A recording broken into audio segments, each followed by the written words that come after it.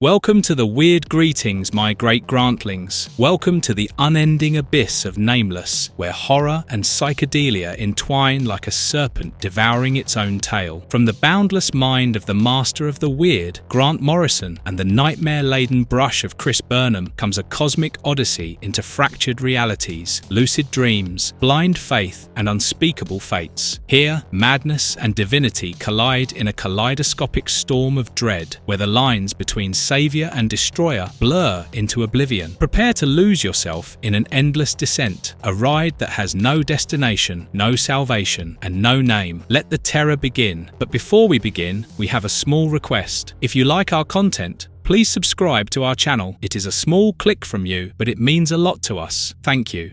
Chapter 1. Shit Rains Down. The man known only as Nameless reflected on the apparent simplicity of a job gazing at the stars. He found a door to the house of the stargazer, marked with a strange symbol. Upon entering, he discovered that the stargazer had poisoned his family before committing suicide and had shared everything on their social media page. The phrase "Zirom Trian Ipam Ipamis" was scrawled on the walls in blood. Nameless reflected on how some experiences were worse than living too long. He described the month of December as harrowing and relentless. A family gathered around a dinner table, seemingly normal. Outside, monstrous figures prepared an attack, shouting, "Shit rain down on you!" Chaos erupted as the attackers breached the home, leaving bloodshed in their wake. Police restrained one of them outside as he chanted, "Zirom Trian Ipam Ipamis." The windows of the house were smeared with blood and gore. Global catastrophes unfolded. Massacres, acid attacks, and horrors of war. Echoes of death toll horror and breakdown of negotiations underscored the overwhelming human tragedy. Nameless's hand pressed against the marked door, suggesting a connection between these horrors and something incomprehensible. Nameless peered inside and entered a lucid dream state, concentrating on blocking out the human static, as work had always come first for him. In his dream, Nameless ventured into an overgrown ruin, wading through water. He encountered a cryptic statue holding a key and a cloaked figure nearby. She revealed the name of the place, Nan-Madal, and called it the Empty Spaces. She began chanting, "Ilithiu," her voice echoing ominously as Nameless moved deeper into the swamp. Suddenly, people wearing strange bug-like masks ambushed him and surrounded him. Frustrated, he exclaimed, "Shite! I nearly had it!" as the creatures closed in. Nameless awoke abruptly, greeted by armed figures in a chaotic environment. They wore the same bug masks. Derisively, they called him the prick with no name and ordered him into a trolley. He responded, asserting, "Nameless is a name." Nameless was escorted by armed figures wearing bug-like masks as he reflected on how the world had been in decline since 2001. He mentioned events such as the collapse of towers and the strange alignment of Malkuth and Yesod. They stopped at the Botanics, where he sarcastically noted the slow traffic lights. Nearby, a mutilated fish was mounted on a weather vane, labelled the Sign of Pisces. Nameless recognized its symbolism, linking the Hebrew letter Nun to both fish and death. One of the masked figures grabbed Nameless, pulling his hood over his head, while Nameless thought, "Death is Darth." Nameless found himself in the void of the abyss, a lucid dream where the veiled lady appeared. She announced her intention to speak of the future and scornfully noted his defiance. Nameless dismissed her theatrics, calling it the best dream he'd had in years. When she accused him of stealing the dream key of Nan Samwal, the key to the empty box, he responded with irritation, asking, "Can I go yet?" The veiled lady acknowledged his act of surrendering his name to avoid being controlled, but declared she still had power over him. "You came freely into my web,"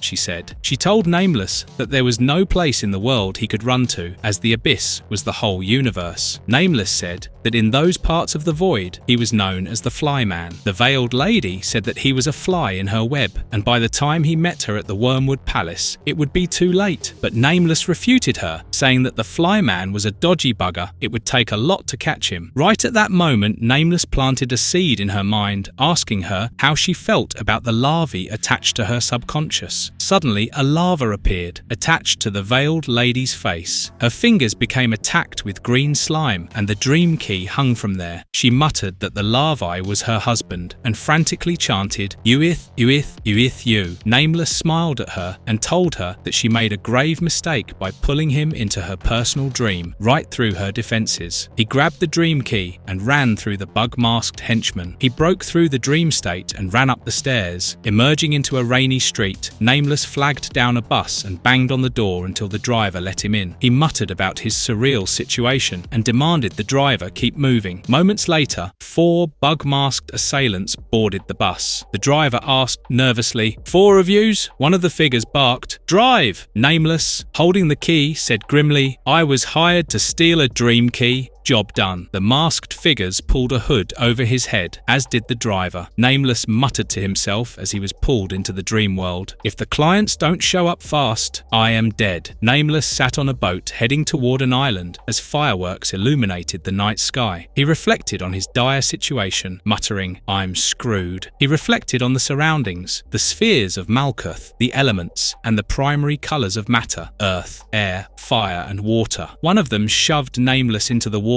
leaving him to sink. As he struggled, he cursed under his breath, realizing the freezing water was an actual death sentence. He calculated his survival time as he sank deeper, -10 degrees. Life expectancy, 30 seconds. As Nameless tried to get out of the water, the masked men watched from the boat, mocking his plight rather than pull him out. He started the countdown and waited for his clients to arrive. The people who had hired him arrived on another boat. They dragged him back on board as he gasped for air, his body trembling violently from the cold. Nameless was wrapped in a blanket, his breath ragged. A woman reassured him, saying, "It's all right, you're in shock, just keep breathing." She urged him to stay with them, calling his name repeatedly. As he recovered, they continued toward their destination. Upon regaining consciousness, Nameless began sketching the dream key from memory. The woman, Sophia, tried to speak to him, saying it was important, but he silenced her, stating he was working. He meticulously recreated the key and handed it over, explaining it could now be 3D printed. With skepticism, he asked why such a thing was needed, referencing the empty spaces, their weapons, and the boat itself. The group docked near a wooden pier. Nameless sarcastically asked if they were government agents, to which Sophia retorted that every government was currently panicking, wishing they had invested in a serious space program. She revealed that her group cared more about the future than any government. A drone hovered nearby, and a man introduced himself through its camera as Paul Darius, one of their billionauts. Darius greeted Nameless and apologized for the inconvenience for not being there in person. He mentioned that Sophia had been taking care of him and asked for a moment to explain everything. Darius showed Nameless a symbol and asked if he recognized it. It was the same symbol that Nameless had seen on the doors. Nameless, his face grim, replied, "Yeah." Nameless stood in the pouring rain, clutching a cup as Paul Darius, speaking through a drone, began to elaborate on the sigil. Nameless identified it as the door to the anti-universe. Darius called it the Gate of Az. The symbol wasn't a simple glyph. It was engraved into the side of a massive asteroid, asteroid 626000, known as Shalba, measuring 14 miles in length and 6 miles across. The asteroid featured a glyph approximately 3 miles tall and half a mile wide. Darius explained that this celestial body, a C-type asteroid, was currently traveling toward Earth at an alarming speed of 50,000 miles per hour. Nameless, struggling to process the information, asked what it all meant. Darius confirmed the asteroid's trajectory, stating that Shalba was on a collision course with Earth. He projected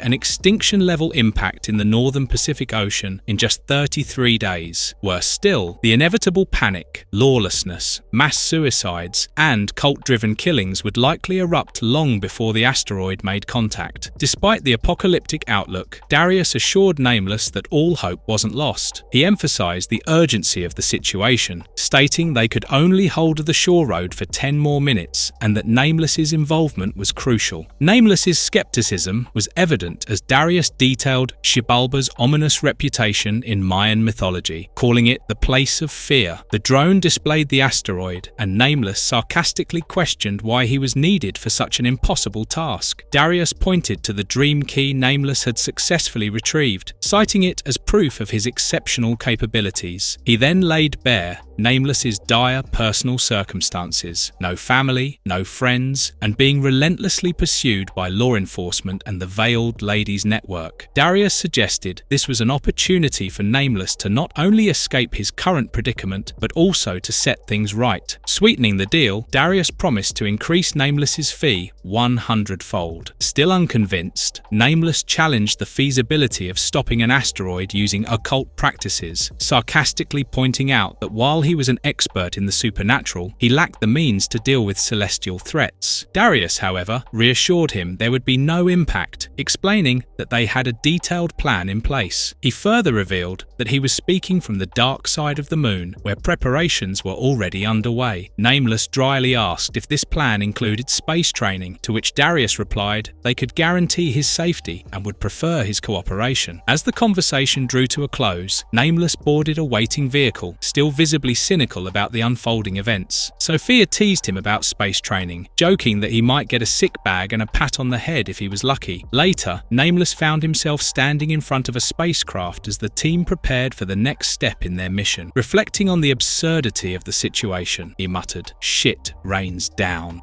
Chapter 2. The Double-Headed Horror at the Door. After landing on the dark side of the moon, Nameless was introduced to Serenity Base by Sophia. Gazing down at the facility, someone commented on the incredible nature of the achievement. The base, a combination of pressurized huts and advanced structures, had been re-established by a consortium after being abandoned by the Russians in the 1980s. It had now been operational for 3 years and was designated to save humanity. As they disembarked, Nameless remained unimpressed. Sophia told him that they were the Earth's bravest and brightest, just like a movie. He reassured Nameless that he was joining the elite. However, Nameless remained unimpressed. Inside the base, the team moved through a vacuum tube system. Sophia quipped about Nameless's incessant complaints, joking about his supposed lack of expertise compared to everyone else on the mission. A voice from a drone interrupted Nameless's complaints, urging him to focus and not waste time. It was Darius himself. He promised to provide further explanations regarding the mission and its implications, emphasizing the urgency of the work. Walking further, Nameless met more people, and they discussed mission details, with humor and tension simmering between them. The team revealed a quarantine was imposed in one of the domes due to a flu outbreak. Nameless, still coping with the alien environment, mentioned nausea and other physical struggles, asking for a moon toilet. He sensed something in the occult angle and asked what was wrong there. They entered a room marked with blood-red writing on the walls. Zirom Triam Ipam Ipamis. A crew member dryly remarked this was the site of the first murder on the moon. Dr. Croft had been murdered, and he was the actual occult expert in the base. The team observed the scene in discomfort as Nameless asked about the message's writer. He knew it was written by a woman. He learned that the text was left by Andrea Blackstone, a well-known genius who had disappeared.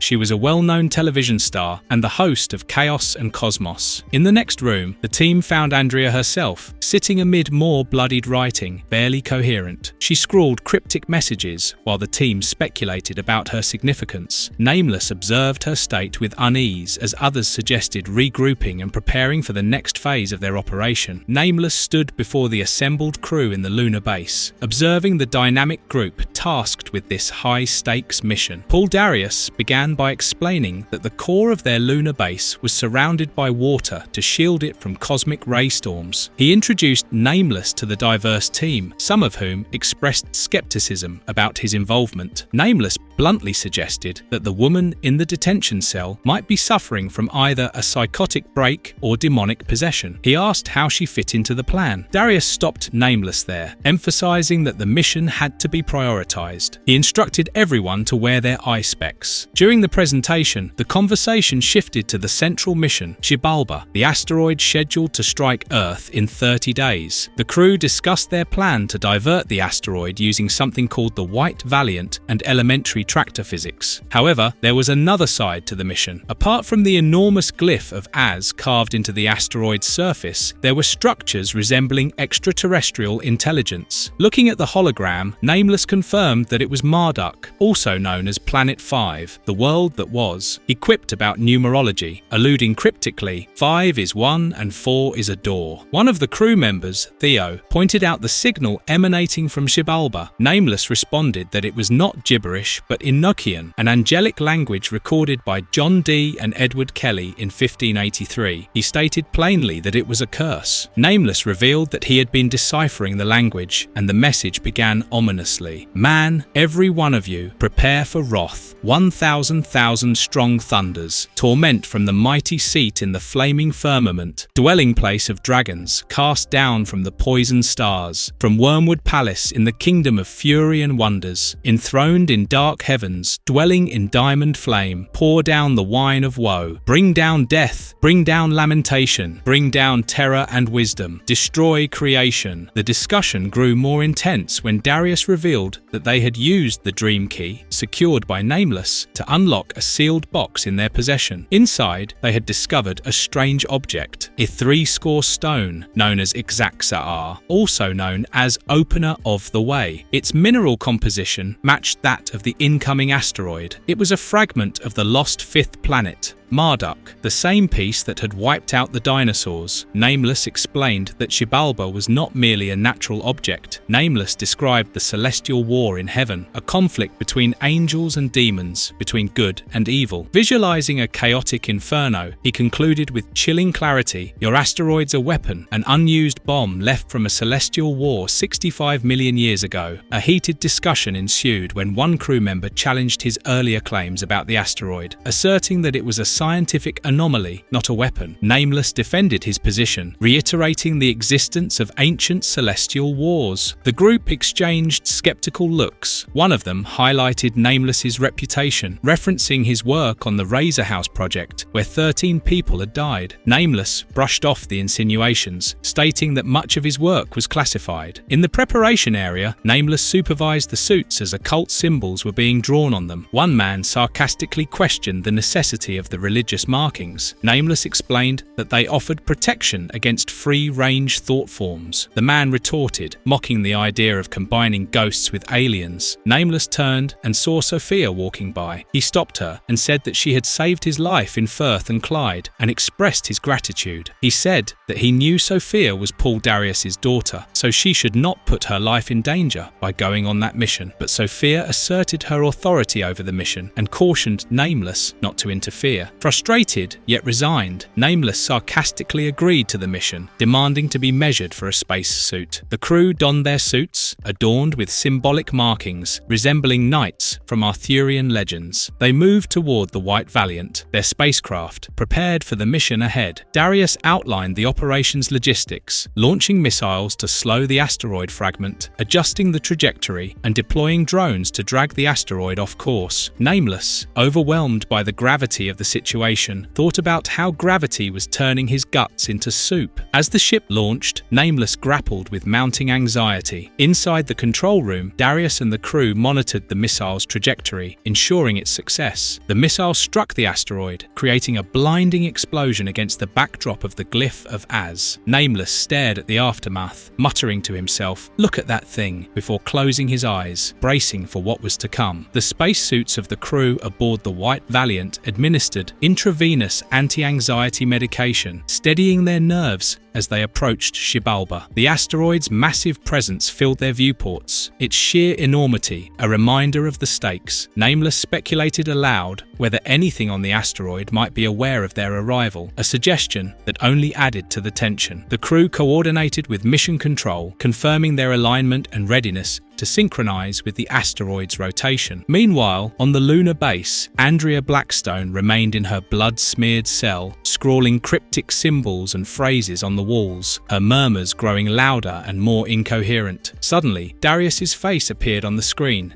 stating, "The door is open now." The cell door slid open, and Andrea wandered into the hallway with a disturbing combination of purpose and chaos, her muttering echoing ominously through the base. Back on the White Valiant, the crew prepared to release reconnaissance drones. The pilot checked in on the tribal elders via comms, asking if their group was stable. However, stability had long since vanished. The elders, consumed by the same madness as Andrea, had turned on one another, devolving into cannibalistic savagery. Despite this, Darius's voice over the comm remained disturbingly upbeat, joking, "Fighting the sniffles is all." On the asteroid's surface, the drones transmitted visuals of intricate patterns and labyrinthine designs carved deep into the rock. These structures were ancient and clearly not of human origin. 3 drones were deployed, and the crew watched closely as they began their descent. Nameless, observing the scene, began singing a hymn of occult protection. This prompted the pilot to remark dryly about the surreal mix of mysticism and technology, calling it "The Exorcist meets Apollo 13. The transmitted images revealed what appeared to be a massive door within the asteroid's structure. Sophia, studying the patterns, recognized them as the key to Xibalba's secrets. She ordered the activation of the key, and a piece of Ixaxar emerged from one of the drones, initiating the unlocking process. As the drones named Larry, Curly and Mo carried out their mission, the tension aboard the White Valiant grew palpable. Back on the lunar base, Andrea stood silently behind the pilot, her unsettling presence unnoticed. Meanwhile, the asteroid began to stir, its mechanisms roaring to life. A deafening siren echoed across the void, like the last trumpet, signaling the day of judgment. The drones descended deeper into what appeared to be vast burrows, their trajectory ushering the crew closer to the next stage of their perilous journey.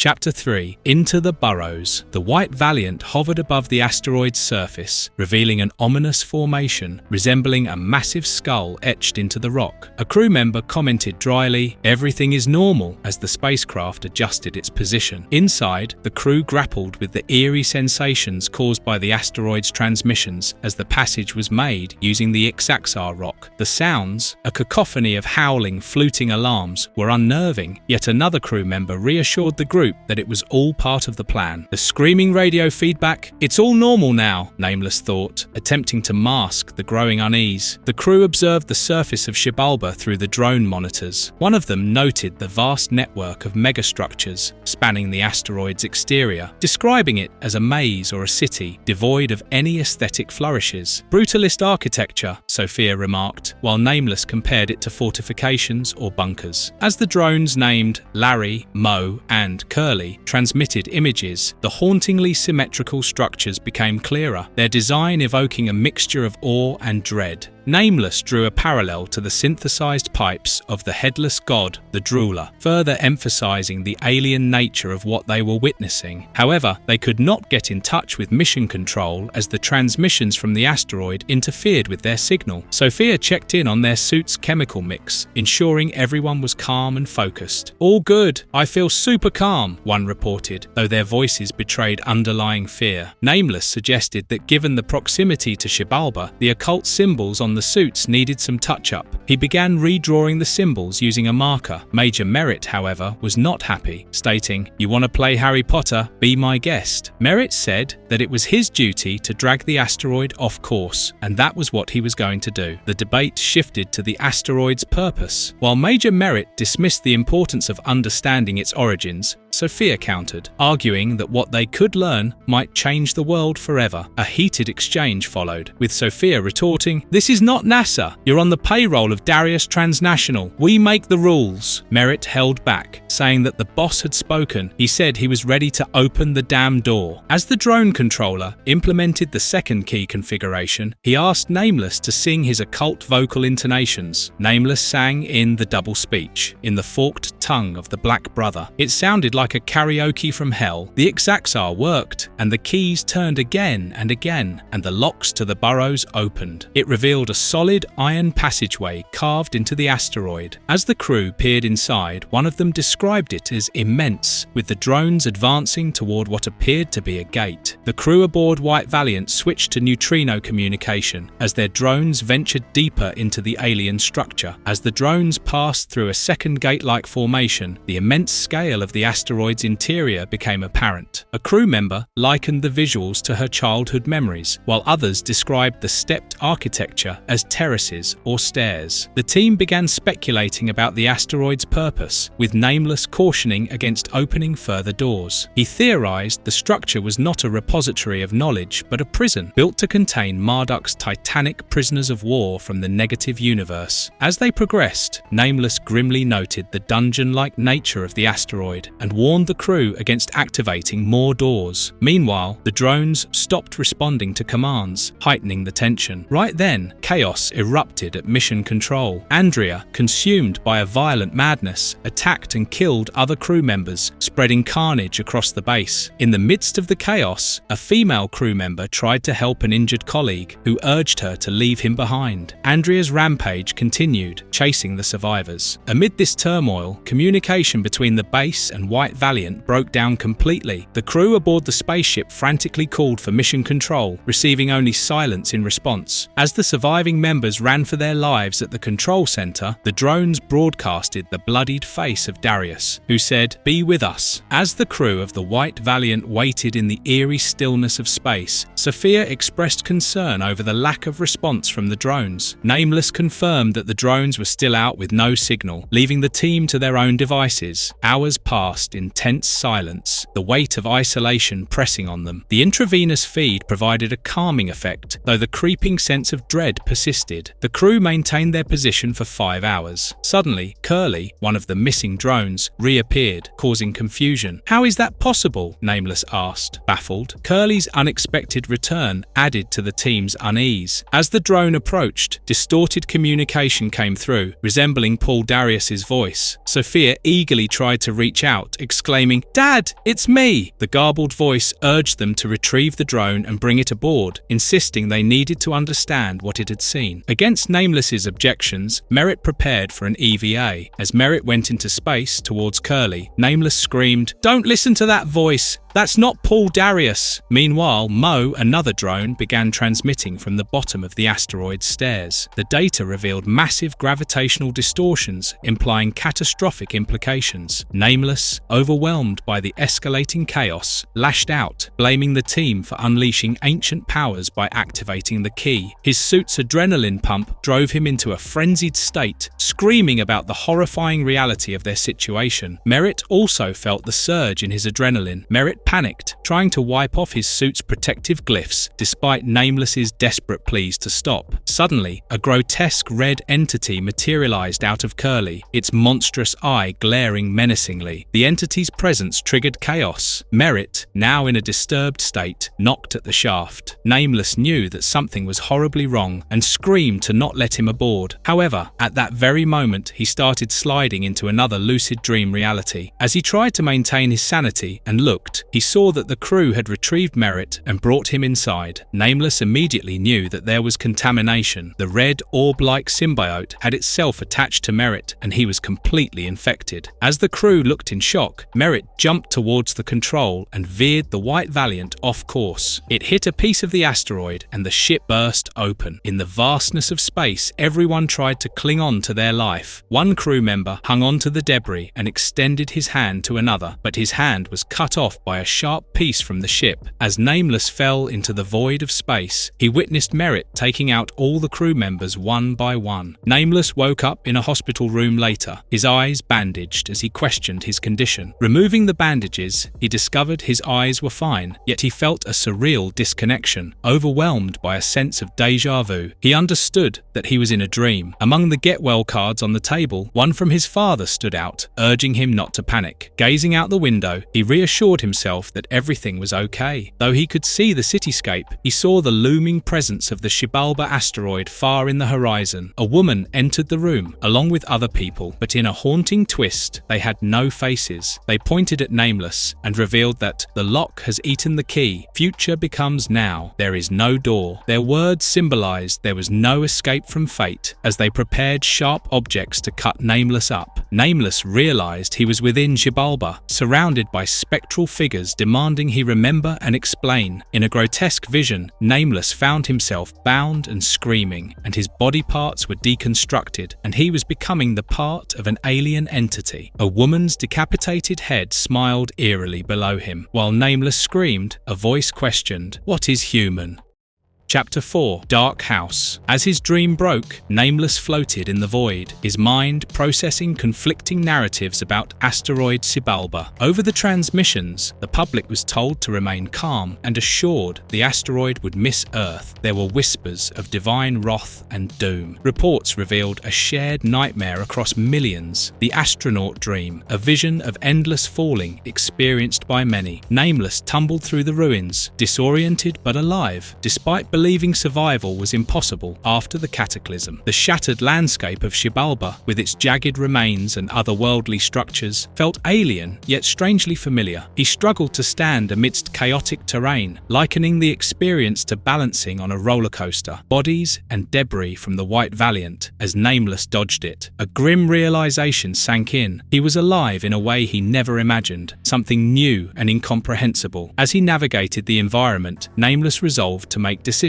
quickly. Amidst the chaos, he sought cover from an onslaught of debris. The phrase "Hallelujah" echoed in his mind as grotesque remnants rained down, a disjointed mix of awe and horror. An alien presence seemed to invade his thoughts, urging him to enter a double gate and cross into a parallel universe. Nameless recognized these intrusive thoughts were not his own, a realization that filled him with dread. The air was tainted, heavy with a vile stench as Nameless tried to regain his footing. His suit's protection offered minimal comfort, as visions of invocation and disgust overwhelmed him. He staggered forward, haunted by memories of human frailty and survival. Someone extended a hand towards him, Sophia. Dazed and desperate, he reunited with Sophia amidst the ruins of Shalba. Sophia told him that Shalba hurtled toward Earth at 50,000 miles per hour. She asserted that he and Nameless were Earth's last hope. Standing before the monolithic structure ahead, Nameless and Sophia faced their grim duty. "Humanity's screwed," Nameless remarked, utterly hopeless of their mission. Nameless and Sophia descended into madness and cosmic horror. Sophia insisted her father's influence would save them as she anxiously contacted Mission Control, saying that White Valiant 2 could get them in 4 hours. But Nameless pointed out their grim situation. They had lost their ship and were surrounded by a pulsating organic environment that hadn't been detected by drones. Sophia tried to reassure herself, but Nameless warned her not to waste oxygen, sparking a tense exchange about survival. Nameless expressed his fears about Sophia's father. He was always skeptical of him. He asked Sophia to elaborate more about her father. He ridiculed Darius as no father could send their daughter on such a dangerous mission. Suddenly, Darius's voice was heard over the comm. Sophia replied and said that she was scared. Darius was speaking from the Mission Control, where he had already been consumed by the otherworldly entity. Now, the only thing that remained was a grotesque, infected humanoid. Darius spoke to Sophia. "Don't worry, baby. I'm going to find you, wherever you are. Daddy will find you." Nameless immediately shook Sophia back to her senses, but Sophia abused him and pushed him back. Nameless understood that the froth surrounding them was influencing them. It was alive. They were inside a mind. The frothing entity, both a manifestation of Sophia's fears and an otherworldly threat, loomed closer, embodying the malice of their surroundings. Right then, Sophia had terrible visions of her traumatic childhood in the form of a therapy session. In the session, the shrink told her that her father never wanted her. He wanted a son, but that brother had died, and Sophia could never meet him. Her birth had been fraught, described as a car accident in a womb, leaving her as the unwanted survivor. The memory of her father reinforced her feelings of inadequacy. Sophia's therapist suggested her fears stemmed from her father's control. Visual distortions merged her memories with cosmic terror. A macabre tarot card depicting the lovers symbolized the sinister intersection of personal trauma and universal horror. The therapist attributed everything to fear, emphasizing its omnipresence. Even Nameless grappled with the overwhelming surrealism surrounding him, his mind spiraling into confusion. A tarot card bearing the Chariot symbolized his journey's grim weight, juxtaposed with fragmented memories and disdain for humanity's destructive tendencies. He had a vision of meeting Sophia by the beach, where he sharply condemned overpopulation and humanity's selfishness while clinging to moments of fleeting normalcy. He asked Sophia about the proposal she was going to make. Instead Instead, Sophia attempted to find solace, longing for serenity amidst the chaos, though her thoughts remained clouded by existential dread. Nameless dreamt of a captured runaway aboard the control station, writhing in agony, echoing cries of pain and despair. Bizarre creatures, dripping with malice, milked acid on him as his skin melted. One of the orb-like aliens attached itself to him. The appearance of the Magician tarot card further hinted at manipulation and sacrifice as themes that loomed heavily over the scene. Nameless could sense that he would be left alive till the runaway was completely taken over. As Nameless and Sophia came back to their senses, they found themselves inside one of the bubbles from the froth. Nameless muttered, "Oh God." Suddenly a passage opened in front of them. The Ixaxar key lay in its center, shining. A voice told them, "Then you know me," asserting that it was God. It said, "Here is your reward for the return of the key." It further asked Nameless what his name was. Nameless thought that the entity did not know, but he knew its name. Suddenly, his reality morphed as his decapitated body hung in the air, with the voice echoing, "What is human?" In Nameless's vision, a laboratory rat's perspective depicted a sick and decaying colony. The rat's fragmented thoughts conveyed fear, isolation, and helplessness as their condition worsened. This disturbing parallel underscored humanity's own vulnerability and disregard for life. Another tarot card, Judgment, depicted the manipulation of the weak, amplifying themes of exploitation and inevitability. He shouted for the rats to be left alone. As he moved further into the darkness, his own disdain for humanity showed up in flashes. Trying to break off from the lucid state, he shone his flashlight forward and discovered the crew members of the White Valiant. But as he approached them, he found that they had already been taken over by the orbs. They chased him. Nameless turned and ran. Then he fell off the edge into an endless fall, as if living the astronaut's dream. Nameless entered a new reality where he was somewhere in the past. He woke up in a hospital, shaken and hesitant, removed the bandages from his eyes, fearing what he might find. Doctors reassured him, explaining he had nearly torn out his own eyes but was fortunate they managed to save them. Confused, he asked what had happened to him. Sophia appeared by his side, comforting him and urging him not to overthink the situation. When he pressed for details about the asteroid, she hesitated before explaining that he had suffered a severe psychotic breakdown during the Razor House incident. His team had been overtaken by an alien life form and 13 people had died. Despite this, she emphasized no one blamed him. Haunted by fragmented memories, Nameless struggled to explain what he had seen. He described witnessing the future, where destruction and chaos overwhelmed humanity. Flashes from the Razor House overwhelmed him, where he stood amidst a bloody carnage and the police questioned him. And all the while the voice echoed, "What is human?" He asked Sophia when and where he was. He claimed to have seen the future. He recalled scenes of catastrophic devastation as Xibalba approached Earth. Fire and chaos consumed the city as people fled or succumbed to panic. He saw himself falling, unable to stop the inevitable disaster. The sky burned and apocalyptic scenes unfolded before his eyes, all while the voice in his mind repeated assurances that everything would be okay. Yet the devastation contradicted these words, as the earth seemed to rush up to meet its doom, leaving a sense of inescapable fate in its wake.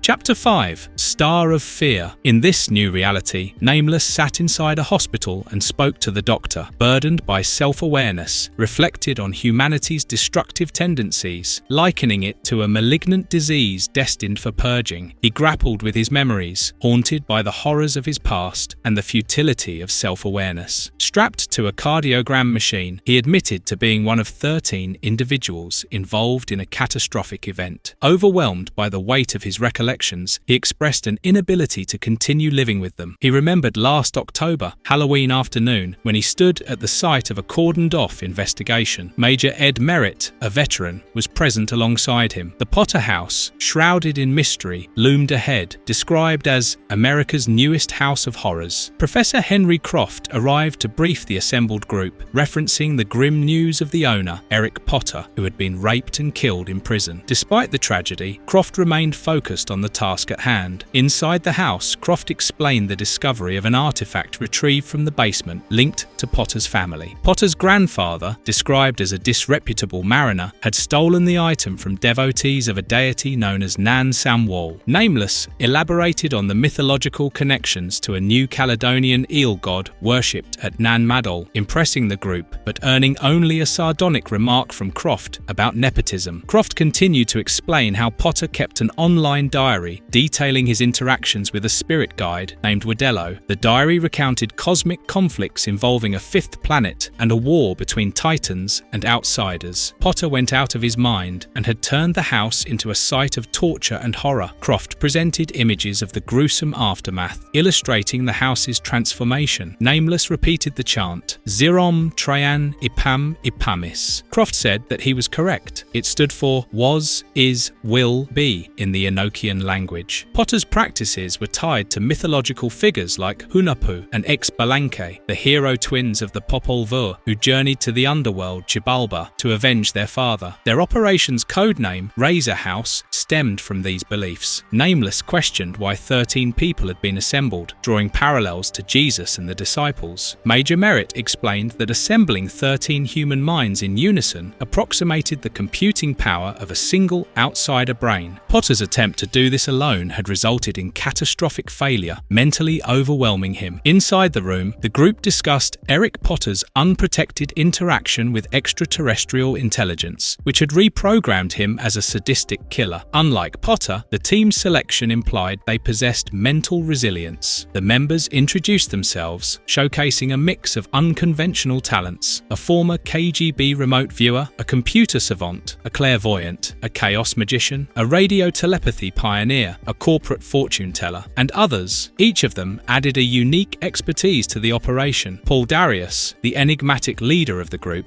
addressed them. He held an ancient whistle, the voice of Nan Samwal, used by Potter to contact extraterrestrial sources via resonant frequencies. Darius explained that Potter had intercepted a transmission in Enochian linked to an alien mind. Using the whistle and a strange artifact, Darius intended to continue Potter's experiment. The artifact, composed of iron, nickel, palladium, and other elements, acted as a receiver for these alien communications. Darius invited Andrea Blackstone to elaborate further, suggesting the group was about to witness a groundbreaking moment in human-alien interaction. Nameless and the group discussed the artifact at the heart of their mission. The object, referred to as the Ixaxar, or the 60 Stone, was described as originating from the asteroid Xibalba, dating back 65 million years. This asteroid was linked to catastrophic events and was considered a key to a metaphysical door to hell. The participants expressed skepticism and curiosity as they pieced together the implications of this ancient relic. Nameless connected the mythology surrounding the artifact to the asteroid's physical and metaphysical properties. He described the Ixaxar as a tool potentially capable of unlocking immense power. The group listened intently, though some displayed discomfort, reflecting the gravity of the situation. Paul Darius, leading the discussion, insisted on a collaborative effort to uncover the truth about the artifact and the mysterious force inhabiting the asteroid. Darius revealed Potter's elaborate mythology, connecting it to a war between a shadow universe and this one, initiated by the inhabitants of a lost planet called Marduk. This war led to the destruction of Marduk, the shattering of cosmic seals, and the release of entities referred to as the Outsiders. These beings were associated with forbidden technology that blurred the line between universes. The group debated the implications of Potter's notes, which described an alien presence bound to the asteroid and influencing humanity through fear and manipulation. The being, initially viewed as demonic, was later reframed as an omnipotent force existing within and altering human minds. As this being manipulated perceptions, it punished any transgressions with unrelenting suffering. A realization dawned upon Nameless: they were all talking about God. During a seance-like experiment, the group attempted to contact this alien alien intelligence. They chanted phrases to summon the entity, but Nameless's growing dread intensified. The session ended in eerie silence as a voice declared, "Nobody is here." Suddenly, Nameless was possessed by a Lovecraftian entity. It spoke through him. "I am his messenger." The other seance members screamed in horror not to break the circle as something was trying to break in, but Nameless went into a frenzied trance. Nameless paused his story here. He told the doctor about the other reality, the space program. There, the infected crew members carried him to a gate and took him into the abyss. The doctor told him that how realities are perceived are completely dependent on the psyche. Realities were cut into pieces so that others could make sense of them. Nameless realized that was what the alien on Xibalba was trying to do. It deconstructed his realities to understand what is human. Nameless said that the seance members were all infected by the touch of God's messenger, but the doctor said something else. He said that it was Nameless who got infected and brutally killed the others, and then tried to claw his own eyes out. Nameless said that he had lived different realities. He wished he could wipe himself from existence. The doctor injected him with a sedative and said that he could calm Nameless down. He said that after Nameless woke up, he would be relieved of pain. Nameless got the vision of another reality again, where he was being deconstructed. He jumped and strangled the doctor and killed him, and then ran in a state of frenzy, not understanding what was real anymore. In the other reality, Nameless was still carried into the tunnels. He was overwhelmed by another infected member who attached her to his spacesuit. It was Sophia. Right then, inside his mind, another reality started, where Nameless was in the void of the abyss with the veiled lady. She revealed that after the Razor House incident, Nameless's attempt to eliminate the entity using a radical personality elimination procedure had failed. Instead, a more virulent strain of the entity had survived and begun infiltrating his thoughts, likening its influence to having sex with his mind. The veiled lady warned that Nameless would create increasingly monstrous ideas as a result. She further revealed that Nameless had been hunted for 10 years, with his pursuers following him all the way from hell. She explained that he was trapped in hell, not physically, but within the entity's mind. Despite the bleakness, the veiled lady assured him she was there to help him escape. She chillingly welcomed him to the hothouse, offering an ominous glimpse of what lay ahead.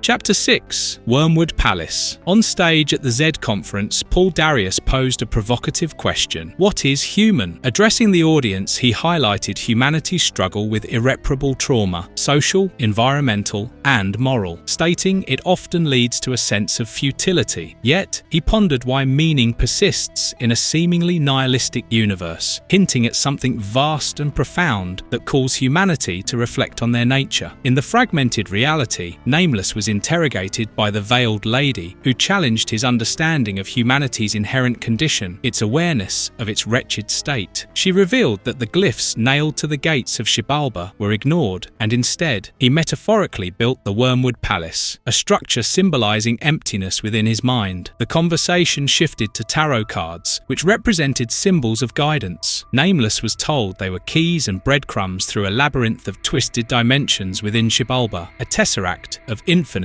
inescapable tunnels designed by the Titans. The history of the Titans' war with the Outsiders unfolded. For 15,000 years, the Titans fought a degrading conflict, consuming Marduk's resources and reducing Mars to a wasteland of red slime. The Outsiders dragged Marduk's last inhabitants into despair, culminating in planetary suicide. Yet, before their demise, the Titans sealed the gates to Xibalba, sacrificing everything to protect the universe. The Hexaconalty, also known as the 60 Stone, survived as a spore, posing a grave threat if used to reopen the gates. It fell on Earth and obliterated the dinosaurs. The Veiled Lady warned Nameless that sealing the gates was humanity's only chance to prevent the Outsiders' return. Marduk's sacrifice was not in vain, and she urged Nameless to decide whether he would continue that legacy of self-sacrifice to protect the universe from annihilation. The Veiled Lady declared that Nameless was nothing more than a puppet, accusing him of being hollowed out and manipulated to host an alien presence. She revealed that his mind had been tangled in the brambles of an alien consciousness since the events at Razor House, leaving him lost in its grasp for a decade. Her chilling words concluded with her claim to have found him again. Meanwhile, in the space reality, the crew members endured grotesque transformations under the alien entity claiming to be God, their bodies twisted and merged with horrific otherworldly forms. They swarmed Nameless, Nameless, his cries for help drowned by the chaos. As their limbs and flesh deconstructed and merged with Nameless's spacesuit, Sophia's infected form was revealed. She spoke of humanity's finite pleasures and their boundless capacity for suffering, her presence a testament to the alien corruption. Just then, White Valiant 2, piloted by Jin Zhao, approached the crash site on Xibalba. She attempted to contact survivors, but Nameless's desperate voice warned her not to proceed. He revealed that the survivors were trapped in an alien mind and that the entire dark side of the moon was infected, spreading through the drone AI network. Urging her to strike the moon instead, Nameless pleaded with Zhao to stop the contamination. Despite her fear, Zhao resolved to end the infection. At Xibalba, Sophia's body and helmet grotesquely fused into Nameless. As she kissed him, insects invaded his body, fully consuming him in alien corruption. In the void of abyss, the veiled lady shattered Nameless's delusions, revealing the space mission to be a projection of his mind. She declared he was at Makrahanish Air Force Base, responsible for countless deaths and trapped in a cycle of illusion. She loaded a gun and revealed her face. Nameless was shocked to find that it was Sophia, with the grotesque larvae attached to her face. Nameless, heartbroken, asked Sophia what was wrong with her face. She blamed him and told him the damning secret. The larva was a bad memory that Nameless had given her. Her words emphasized its permanence, as she described it as something unforgettable. She compelled Nameless to confront it directly, and the larva extended its tendons and connected Nameless's brain. Nameless witnessed what Sophia saw that night at the Razor House. She walked through the door, marked with the glyph, and opened the door. She witnessed the horrific violence as her father's head grotesquely exploded under a hammer blow, his skull and brain matter erupting. Nameless held the hammer. Chaos consumed the room, with agents storming in to confront the carnage. Sophia's screams filled the air. Sophia explained its invasive power of the godly entity to Nameless. She described how God replaced the complexity of human thought with crude, destructive instructions, compelling acts of violence in its name. Nameless expressed his fear of the rising realization within himself, declaring that the black sun was consuming him. Meanwhile, in the space reality, Jin Zhao piloted her spacecraft. She resolved to use the ship's tractor physics to crash Xibalba into the moon, determined to prevent further destruction. However, her optimism was shattered as an alien parasite attacked her, its grotesque eye embedding itself in her back. In the void of abyss, Nameless declared everything as fleeting and unreal. Trapped in a surreal, kaleidoscopic reality, he questioned his own identity. Sophia revealed that his name and hers were intertwined, as she ominously declared, "Your name is my name, his name, our name." Saying this, she pointed the gun at Nameless. In the parallel reality, Xibalba crashed on the moon. The people from Earth, consumed by the carnage, looked up as the moon was destroyed. As the apocalyptic chain of events culminated, Sophia pulled down her veil, smoke rising from the gun in her hand. She whispered, "Shh." Finally, she had silenced the alien entity in Nameless's mind by putting an end to him. It was a starry night. The moon rose and illuminated it later. The veiled lady walked out and looked at the moon. It appeared destroyed, but maybe it wasn't so. She looked at the sky while her henchmen greeted her. She told them, "It is done and done well. All shall be well, and all manner of things shall be well." As she walked away, her image was fortified in a tarot card, as if she was another agent of change and fate.